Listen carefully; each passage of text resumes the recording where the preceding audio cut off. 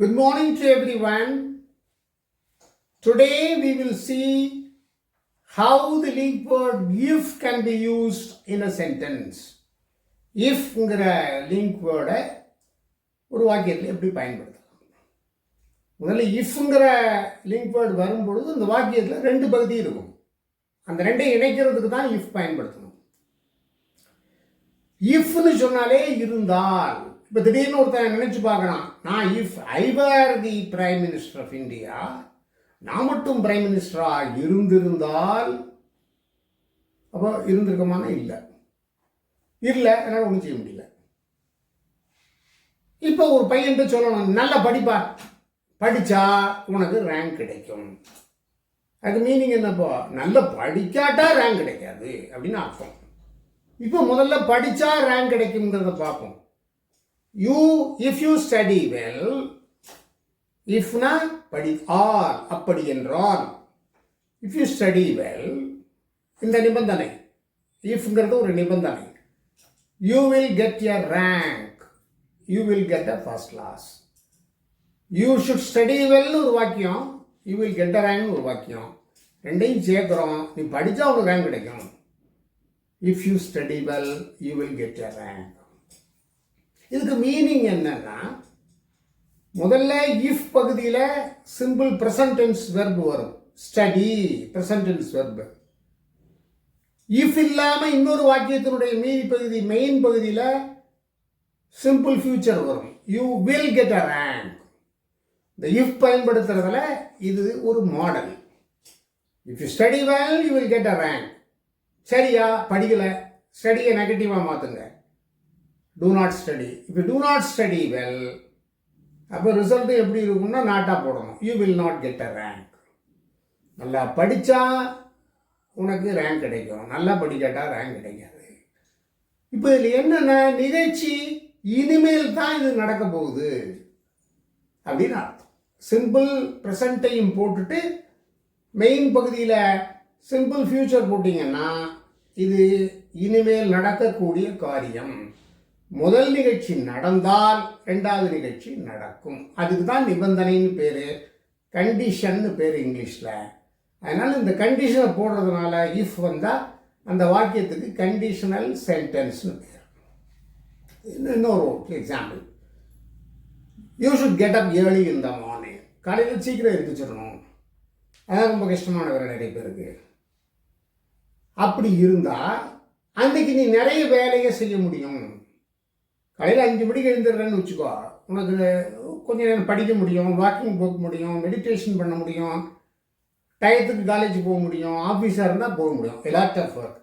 If you get up early in the morning, சீக்கிரம் எழுந்துருந்தா, you can do a lot of work.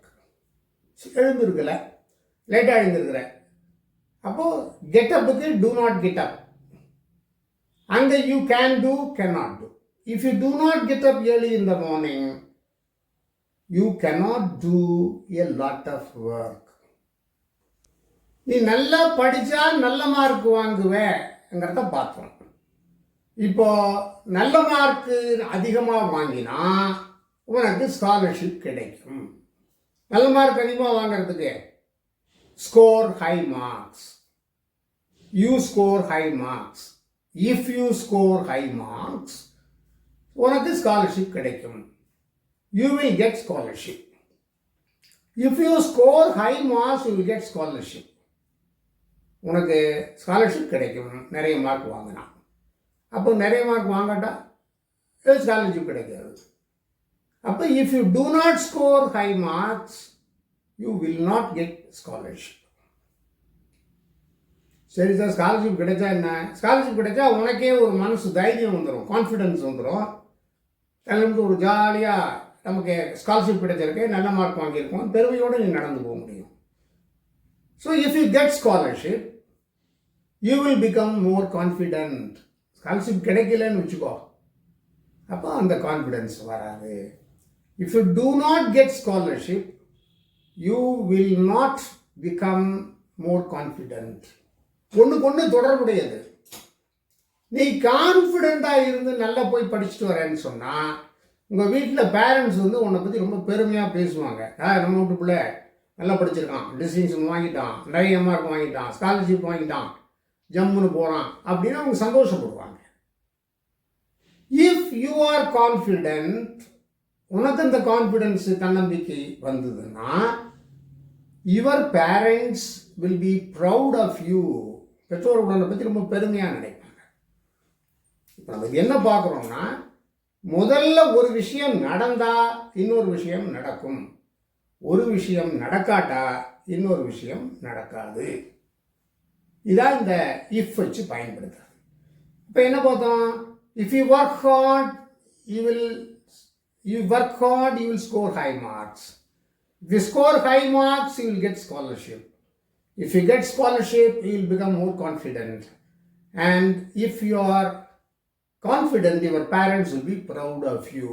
ஒன்னொன்னா நல்லா படித்தா mark வாங்கலாம், நல்ல மார்க் வாங்கலாம், ஸ்காலர்ஷிப் கிடைக்கும், ஸ்காலர்ஷிப் கிடைச்சா அவங்களுக்கு நல்ல நம்பிக்கை இருக்கும், நீ நல்ல கான்ஃபிடென்ஸோடு நடந்தியானா பெற்றோர்கள் ரொம்ப பெருமையாக நினைப்பாங்க.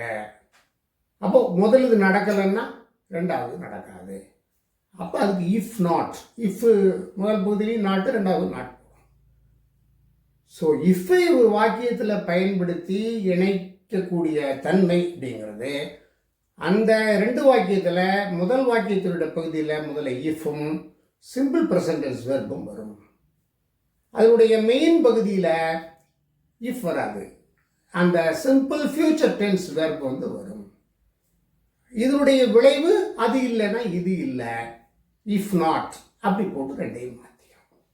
We have learned the use of the conditional word if today when combining two sentences.